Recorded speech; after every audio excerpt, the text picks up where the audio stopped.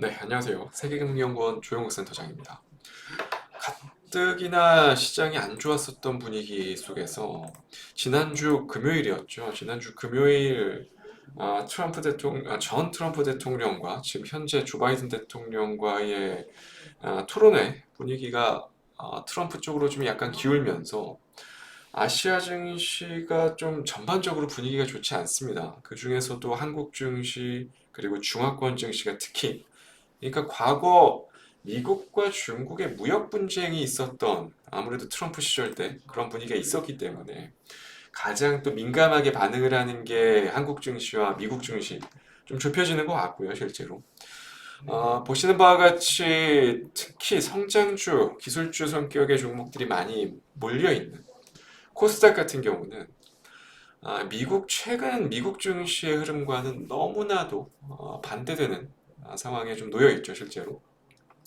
코스닥 같은 경우는 어제 무려 2%나 넘게 빠지면서 특히 내면을 뜯어다 놓고 보면 무려 하락 종목 수가 1,300여 종목이 넘어가는 좀 극단적인 시황이 만들어졌고 오늘도 어떻게 보면 뭐 0.5% 정도 반등을 하고 있지만 변동성이 좀 상당히 심화된 상태고 어제 또 나스닥이 그만큼 올라온 것 그리고 테슬라가 급반등 시도한 것 그런 부분들을 통해서 놓고 본다면 사실 코스닥의 오늘 상승률은 상당히 좀 실망스러울 수밖에 없는 부분 중에 하나고 그리고 사실 지금 현재 시점에서 코스피 지수 그리고 코스닥 지수 당장의 지수보다 더 문제시되고 있는 거는 어떻게 보면 시황이죠. 시황관.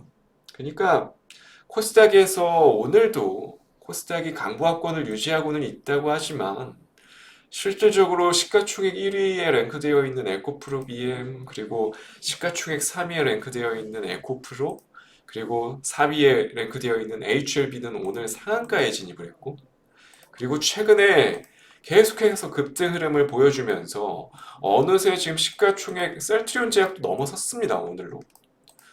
어떻게 보면 HLB, 엔캠 다음 3천당 제약 그러니까 랭크 6위에 되어 있는 위치에 있는 3천당 제약마저도 지금 10%가 넘게 올라오면서 지금 어떻게 보면 코스닥 같은 경우는 시가총액 최상위 종목들 1위, 3위, 4위 그리고 6위까지 6위 내에 속한 종목들의 매수세가 거의 절반이 뭡니까? 한 70% 정도, 80% 정도를 흡수해 가고 있는 실정이에요. 그러다 보니까 실제로 지금 보시는 바와 같이 하락 종목 수의 비율 오늘 지수는 0.6% 정도가량 상승하고 있지만 코스닥의 하락 종목 수 비율은 무려 1200여 종목에 육박을 합니다.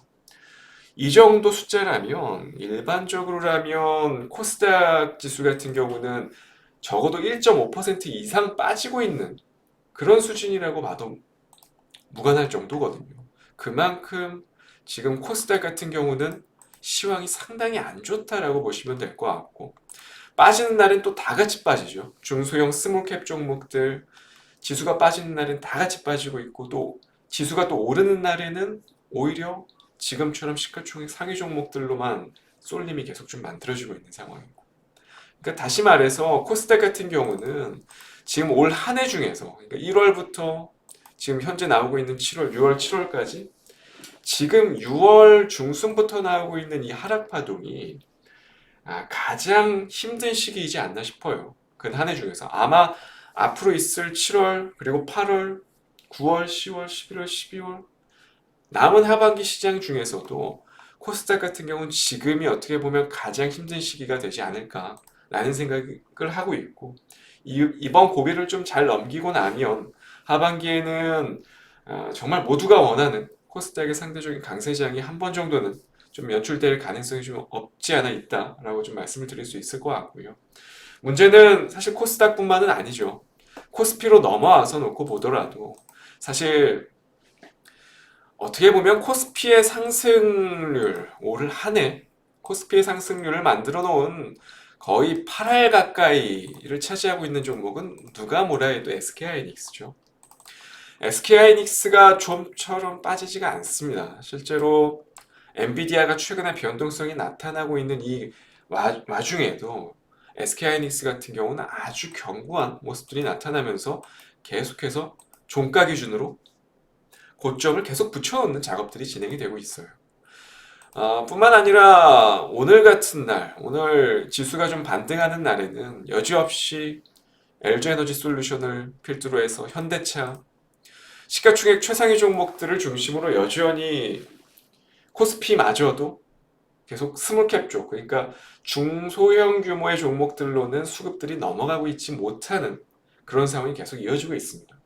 지난번 방송에서도 여러 차례 반복적으로 말씀드렸지만 아마 이러한 대형주 쏠림 현상들은 적어도 미국의 기준금리 인하 시점 9월 전까지, 그러니까 아마 8월 정도까지는 계속해서 좀 이어질 가능성이 높고, 물론 그 이후에도 실질적으로 국내 증시 내에 거래 대금이 크게 확장되지 않는다면 그 이후에도 크게 불투명할 수 있습니다. 그러면 결국에 저희가 계속 좀 시도를 해볼 수밖에 없는 거, 트레이딩 관점에서 단기가 됐건 중장기 트레이딩이 됐건 지금 현재 시점에서는 사실 대형주 중에서도 시가총액 10위권 이내에 있는 대형주를 빼놓고서는 사실 매매할 거리들이 그렇게 많지가 않습니다.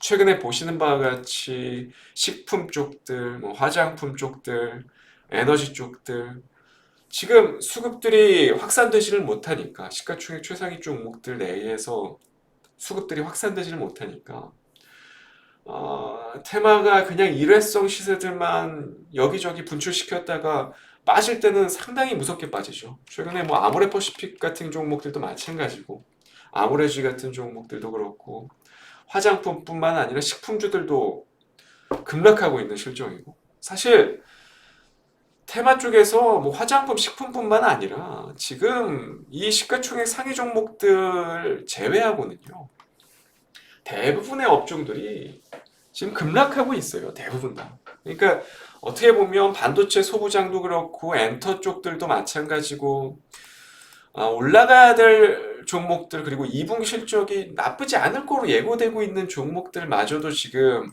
신저가 흐름들이 지금 속출하고 있는 상황이거든요. 실제로. 이런 상황이라면 결국에 시장의 대기 자금들이 앞으로도 좀 계속 시총 상위 종목들로밖에는 좀 유입될 수 없지 않겠나. 당분간 적어도 8월, 9월 정도까지는 지금처럼 대형주 중심의 시황관이 계속 좀 이어지지 않을까라는 생각이 들어요. 그래서 오늘의 5% 공략주, 제가 지금 현재 시점에서 관심 있게 지켜보고 있는 종목, 한 종목을 가지고 왔습니다. 바로 지금 보고 계시는 삼성 바이오로직스입니다. 어떻게 보면 제가 5% 공략주 컨텐츠를 다루면서 이렇게 시가총액 최상위 종목, 실제로 삼성바이오로직스 같은 경우는 6위에 랭크되어 있죠. 코스피 시총 6위에 랭크되어 있는데, 사실 우선주 빼면, 삼성전자 우선주 빼면 5위이고, 그만큼 뭐 시가총액 상위 종목이라고 해도 과언이 아닐 정도인데, 거의 처음이죠. 이렇게 큰 종목을 가지고 온 건. 근데 그만큼 지금 시황이 일반적이지가 않습니다. 왜 오늘 삼성바이오로직스를 가지고 왔냐면요. 자, 어쨌건 SK하이닉스 같은 경우는 지금 엔비디아를 계속 시세를 추종하고 있는 실정이고, 그 상황 속에서 결국 엔비디아가 잠깐 주춤거리는 지금과 같은 분위기 속에서는 계속 좀 제자리 걸음을 할 수밖에 없는 노릇이고요. 2차 전지, 지금 최근에 LG엔솔이 르노 쪽에 LFP 배터리에 대해서 신규 수주가 나오면서 긍정적인 분위기가 나왔다라고는 하지만 워낙에 매물대가 두터운 상황이고, 아직까지도 전반적인 업황 투자 심리에 대한 부분이 개선이 되지 않은 상태이기 때문에 지금 당장 3분기에 LG엔솔, 이걸 비롯한 각종 2차 전지 업황의 회복을 기대하기는 다소 좀 어려운 시기가 아닌가라는 생각이 들고요. 그리고 현대차 나쁘지 않죠. 하지만 지난주에 토론회 이후에 트럼프 전 대통령의 재집권에 대한 가능성이 상당히 높아지면서 현대차, 기아 같은 종목들의 투자 심리가 일시적으로 좀 휘청거릴 수 있는 시기가 아닌가. 약간 좀 불확실성이 대두될 수밖에 없죠. 지금 같은 시기에서는.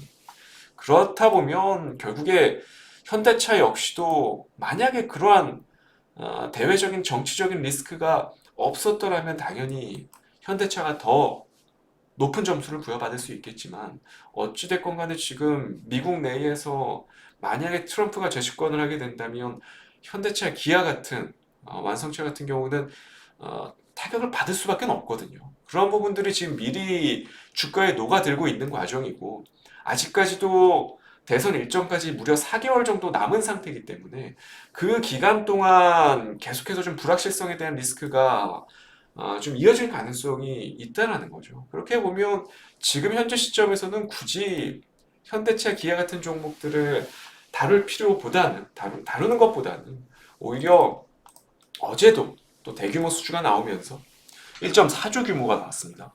지금 상반기 기준으로만 거의 뭐 한 2.5조 가량 나온 상태인데 여기서 3, 4분기 또 얼만큼 나올지 모르겠는데 일단은 상반기에 나온 수주만 놓고 보더라도 일단 올 한 해 컨센서스는 확실히 뛰어넘을 수밖에 없는 상황이 만들어졌고요.